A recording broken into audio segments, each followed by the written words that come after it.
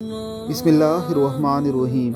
एक मुअल्लिमा कहती हैं कि मैंने तालिबात की एक टीम को साल के आखिर में एक प्रोग्राम में उनकी माओं के सामने एक नज़म पेश करने के लिए ट्रेन किया।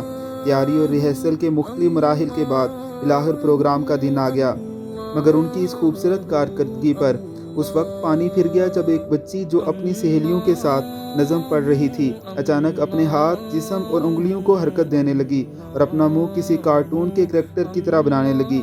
इसकी नजीबो गरीब हरकतों की वजह से दूसरी तमाम बच्चियां परेशान हो गई।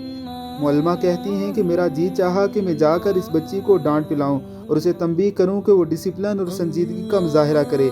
मुझे इस पर इतना गुस्सा आया कि करीब था कि मैं उसे सख्ती के साथ इन बच्चियों से खींच कर अलग कर दूं, लेकिन जूं जूं मैं इसके करीब जाती वो पारे की तरह झटक कर मुझसे दूर हो जाती। इसकी हरकतें बढ़ती गई और सारे लोगों की नज़र का मरकज़ बन गई। वहाँ मौजूद तमाम खवातीन उसकी इन हरकतों पर ज़ोर ज़ोर से हंस रही थी। मेरी नज़र प्रिंसिपल पर पड़ी, जिनकी पेशानी मारे शर्मिंदगी के पसीने से शराबूर थी। वो अपनी सीट से उठी और मुझसे कहने लगी, इस बदतमीज़ और बेहुदा लड़की को स्कूल से निकालना ज़रूरी है। मैंने भी उनकी इस बात की तायद की, लेकिन एक चीज़ ने हम सब की नज़रों को मुतवज्जह किया कि उस पूरे वक्फे में इस बच्ची की माँ खड़ी होकर अपनी बच्ची की इन हरकतों पर ताली बजाती रही, गोया वो उसकी हौसला अफजाई कर रही थी कि वो अपना ये फजूल काम जारी रखे।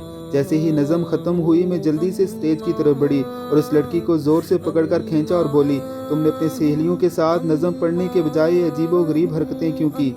वो बोली, इसलिए कि प्रोग्राम में मेरी माँ भी मौजूद है। मुझे उसके डिटाई भरे जवाब पर बड़ी हैरत हुई, लेकिन मुझे उस वक्त बड़ा धचका लगा जब उसने आगे ये कहा, मेरी माँ बोल और सुन नहीं सकती। मैंने गूंगे लोगों की ज़ुबान में इस नज़म का तर्जमा अपनी माँ के लिए पेश किया ताकि दीगर तमाम बच्चियों की माँओं की तरह मेरी माँ भी अपनी बेटी की कारकर्दगी पर खुशी का इजहार कर सके। जैसे ही उसने ये वजाहत पेश की, वो दौड़कर अपनी माँ की तरफ बढ़ी और उसके गले लगकर ज़ारो कतार रोने लगी।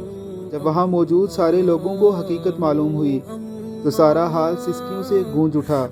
वाकई का सबसे खूबसूरत पहलू ये है कि प्रिंसिपल ने इस लड़की को स्कूल से निकालने के बजाय उसे इनाम से नवाजा और उसे मिसाली तलबा का खिताब दिया।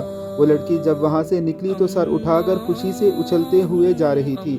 बाज़ मौके पर जल्दबाजी में रद्द अमल ज़ाहिर मत कीजिए, दूसरों पर हुक्म लगाने में जल्दी से काम मत लीजिए।